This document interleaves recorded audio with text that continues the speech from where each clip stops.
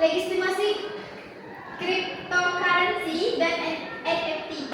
Nah, kasusnya yaitu belakangan ini volatilitas nilai aset kripto dan tren non-fungible tokens memicu perdebatan sengit di kalangan akademis hukum Islam. Nah, sebagian pihak menilai aset digital ini memiliki nilai ekonomi real karena dapat diperjualbelikan di pasar global. Di sisi lain, kritikus berargumen bahwa ketiadaan wujud fisik atau tanpa underlying aset yang jelas dan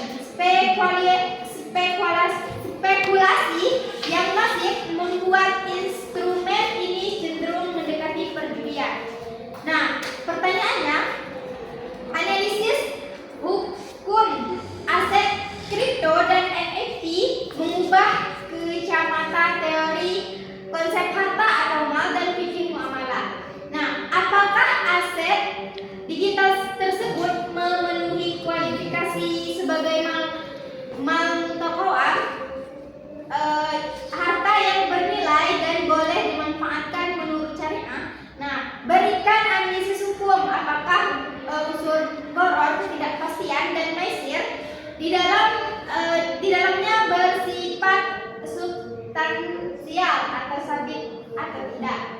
Nah, status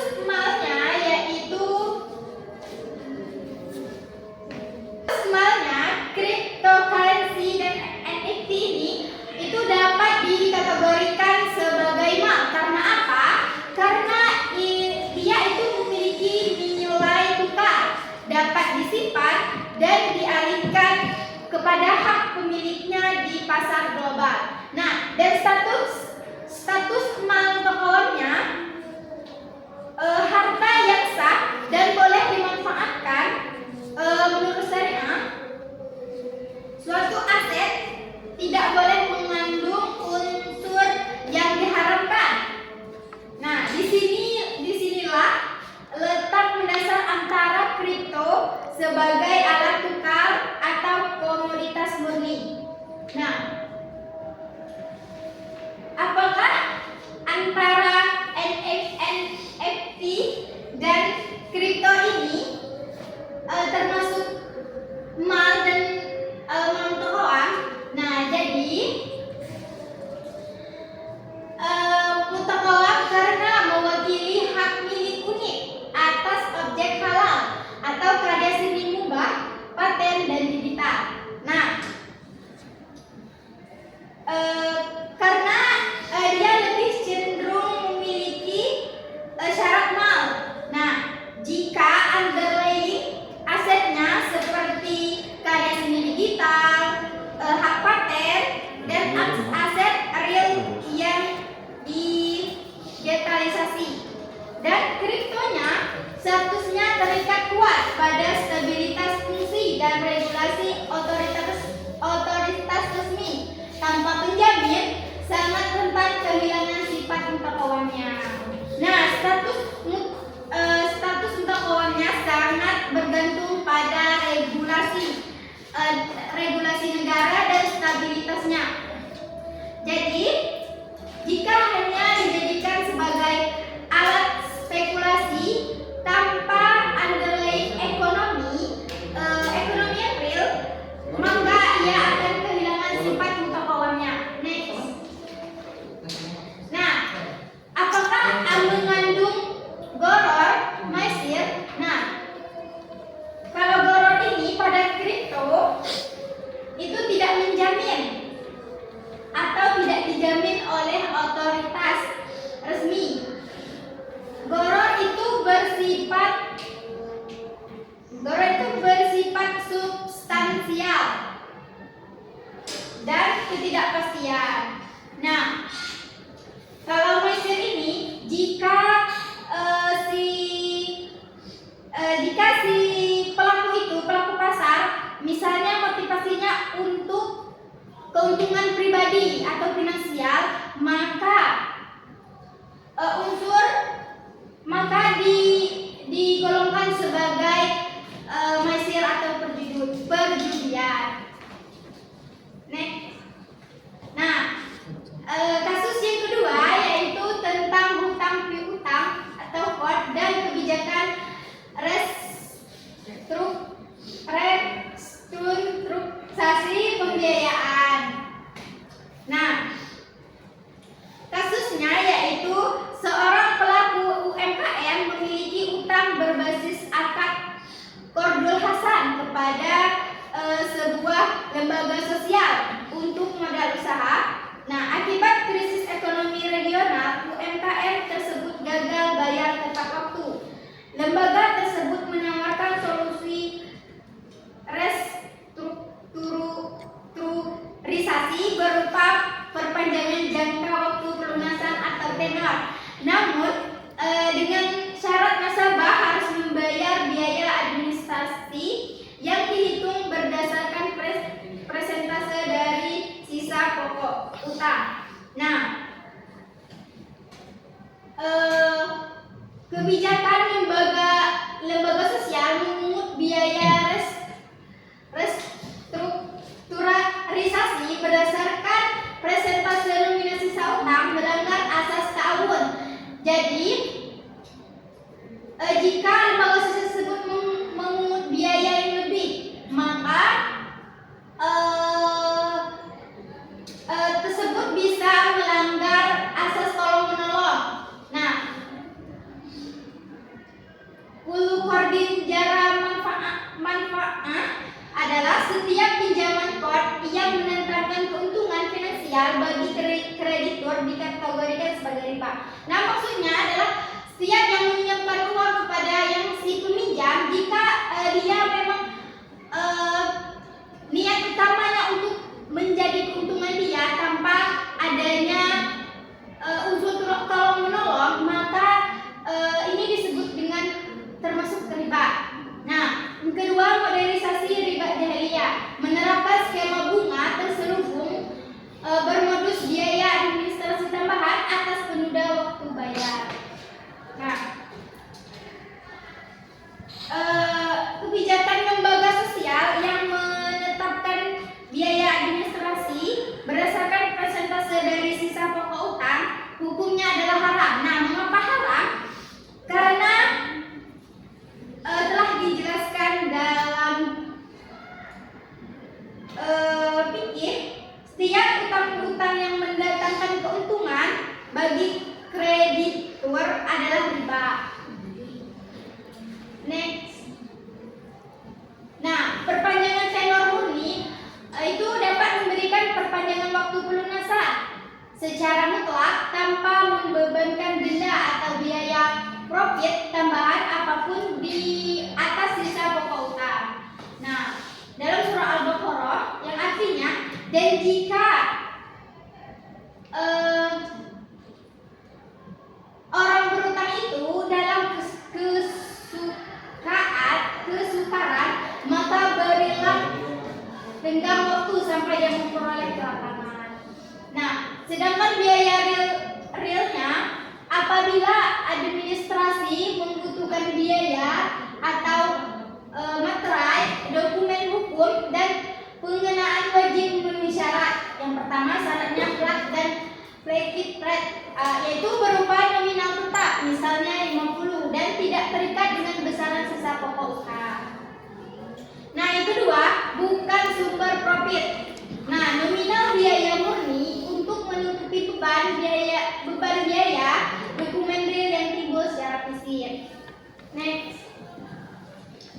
Nah, kasus yang ketiga yaitu tentang fitur pay letter, konstruksi akad dan skema denda akumulatif.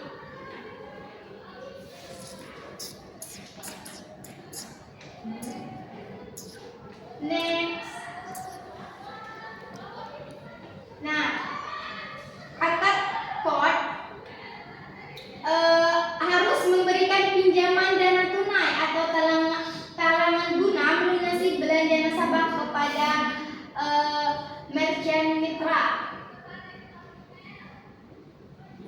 Astagfirullahaladzim, kasus tadi macam. Langsung lah. Potong itu.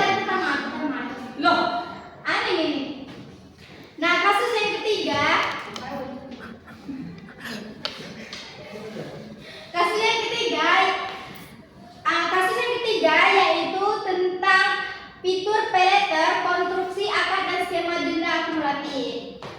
kasusnya yaitu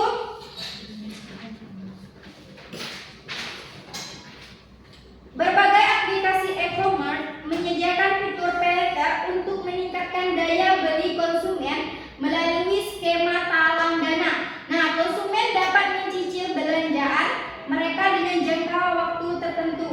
Masalah muncul ketika konsumen terlambat membayar, di mana platform menerapkan denda keterlambatan yang bersifat akumulatif. Setiap harinya ditambah biaya penanganan tetap bulanan. Next.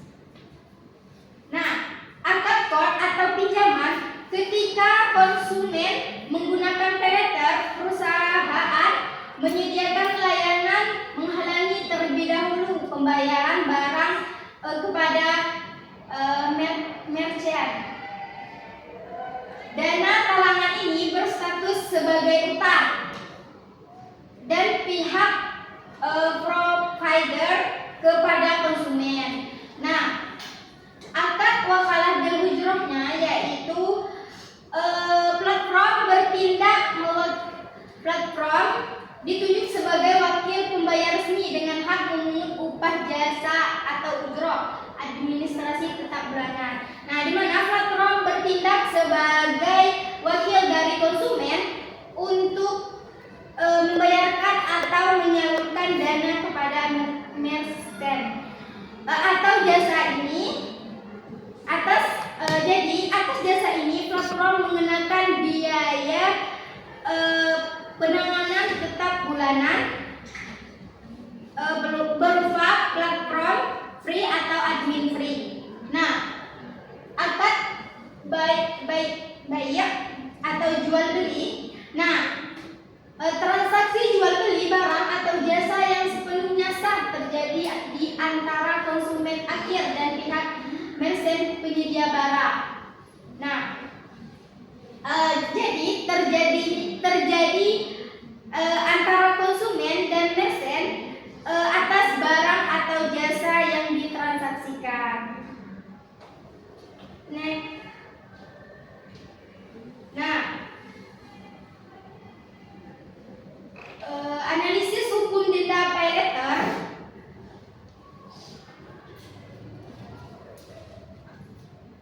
Takzir atau transaksi finansial itu ketentuan syariatnya itu hanya untuk nasabah yang mampu atau yang sengaja menunda pembayaran. Nah, hasil denda wajib dialokasikan langsung untuk dana sosial, bukan internal perusahaan. Nah, kondisi real pada fitur pay later-nya yaitu dengan denda dimasukkan langsung ke pos pendapatan operasional utama atau keuntungan komersial platform pay later. Nah, sedangkan takwid atau ganti ruginya, ketentuan syariatnya itu hanya atas kerugian real kreditur dalam proses penagihan nominal bersifat tetap dan terbukti secara administratif. Sedangkan kondisi real pada pay later ganti rugi ini adalah denda dirancang progresif, bertingkat dan terus bertambah harian tanpa batasan kerugian penagihan yang jelas. Nah, yang ketiga yaitu riba jahiliyahnya. Riba jahiliyahnya yaitu berupa tambahan beban utang akibat keterlambatan pelunasan pasca jatuh tempo. Nah, hukumnya yaitu mutlak haram dalam segala kondisi dan kondisi realnya mutlak riba jahiliyah menghasilkan profit langsung dari akumulasi hari keterlambatan pembayaran nasabah. Next. Nah, kesimpulan komprehensif kasus. Jadi prinsip utama aset digital ini, aset digital memiliki legitimasi komoditas syariah selama terbebas dari transaksi spekulatif murni atau maisir dan ketidakjelasan nilai boror. Nah, NFT lebih dekat ke asas pemenuhan kriteria mutaqawam karena kejelasan aset. Nah, sedangkan kripto itu butuh regulasi dan penjaminan otoritas untuk minimalisasi ketidakpastian ekstrim. Nah, ketidakadilan akar utang-utang ini itu memiliki dua. Yang pertama, larangan keras menarik margin profit dari sanksi keterlambatan harian nasabah. Nah, yang kedua yaitu biaya admin wajib bersifat tetap demi mengeliminasi riba pembayaran. Mungkin hanya itu yang saya jelaskan dari kasus saya. Saya akhiri. Wassalamualaikum.